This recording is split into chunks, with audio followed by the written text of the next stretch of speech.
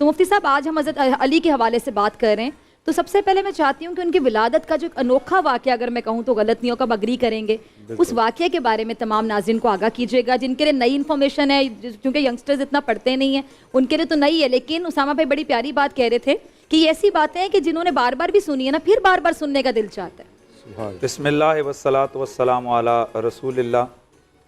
حضرت یعصوب المومنین والمسلمین، تاجدار العطا، شیر خدا، حیدر کرار، غیر فرار، اخی مصطفیٰ، داماد پیغمبر، زوج بطول، سبحان اللہ. حضرت ابو الائمۃ الطاہرین، مولا علی پاک مشکل کشا کرم اللہ تعالی وجہ الکریم کا یوم شہادت ہے.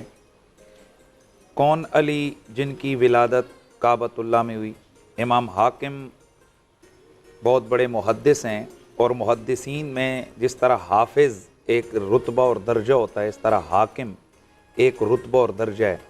اور پوری تاریخ اسلامی میں صرف ایک ہی حاکم گزرے ہیں. اچھا. وہ امام حاکم اپنی کتاب المستدرک کے اندر لکھتے ہیں کہ اس بات پر تواتر اخبار ہے کہ حضرت علی المرتضیٰ کی ولادت باسعادت کعبۃ اللہ کے اندر ہوئی تھی. جی. آپ کی 3 دن تک آنکھیں نہیں کھلیں.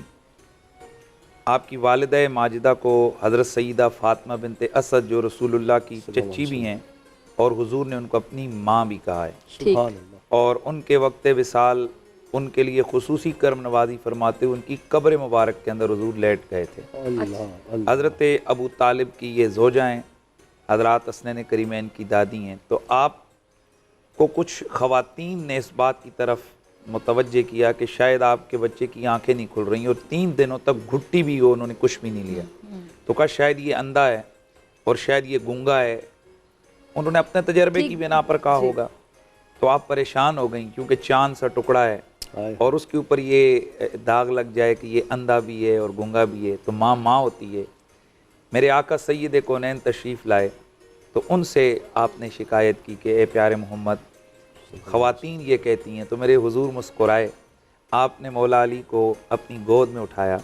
جیسے ہی رخ مرتضیٰ، رخ مصطفیٰ کے سامنے آیا، مولا علی نے جھٹ سے آنکھیں کھولیں اور چہرہ مصطفیٰ کی زیارت کرنا شروع کر دی. سبحان اللہ. حضور نے اپنا لعاب دہن ان کو بطور گھٹی عطا فرمایا.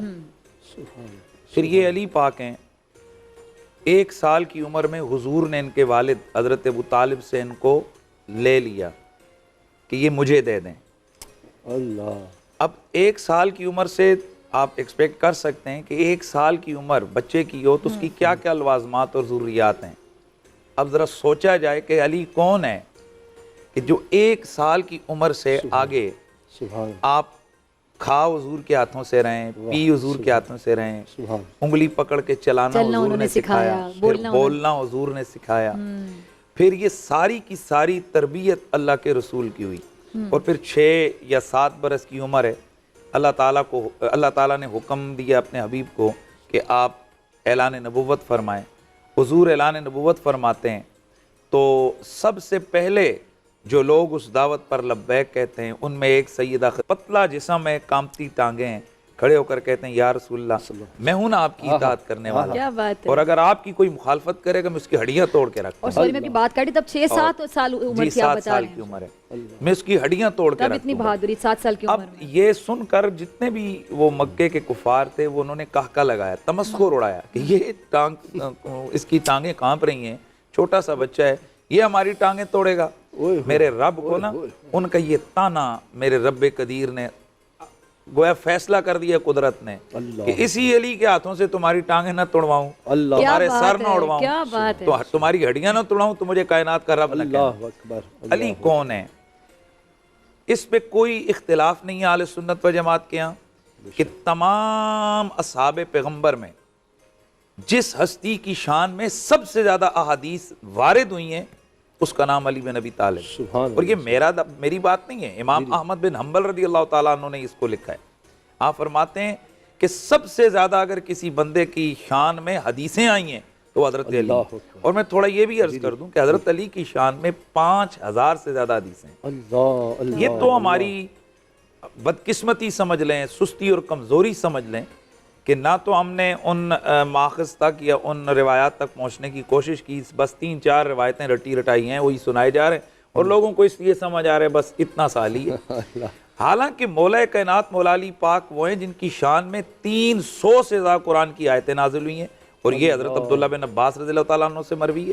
اللہ اور حضرت عبداللہ بن عباس فرماتے ہیں قرآن میں جہاں بھی یا ایھا الذین آمنوا پڑھو تو اس کا امیر اور اس کا صدر مقام حضرت علی المرتضیٰ ہے۔ اللہ اب حضرت علی المرتضیٰ کو اتنے فضائل اور کمالات وہ تو اب چھوڑیں، وہ تو کسی کے بس میں نہیں کہ وہ مولا علی کی فضائل اور کمالات کا احاطہ کر سکے۔ جو خصائص علی ہیں، اللہ خصائص وہ چیز ہوتی ہے جو ایک میں دوسرے میں نہیں ہے۔ کیا بات، امت کا سب سے بڑا عالم علی ہے، عالم الناس ان کا لقب ہے، اللہ تمام امت میں سب سے زیادہ علم والے۔ اللہ اقضائے امت علی ہیں، سب سے بڑا قاضی اور فیصلہ کرنے والا علی ہے۔ اللہ حکیم الامت علی ہیں، حضور نے فرمایا حکمت دنیا میں 10 حصے آئی، 9 حصے اکیلے علی کو عطا کی۔ اللہ اللہ اور پھر وہ ہستی کہ جسے حضور نے اپنا اخی اور اپنا بھائی فرمایا، یا علی انت اخی فی الدنیا والآخرہ، نبی کے کندھوں پہ سواری کر کے، نبی کے کندھوں پہ چڑھ کے کعبے کے بت توڑے۔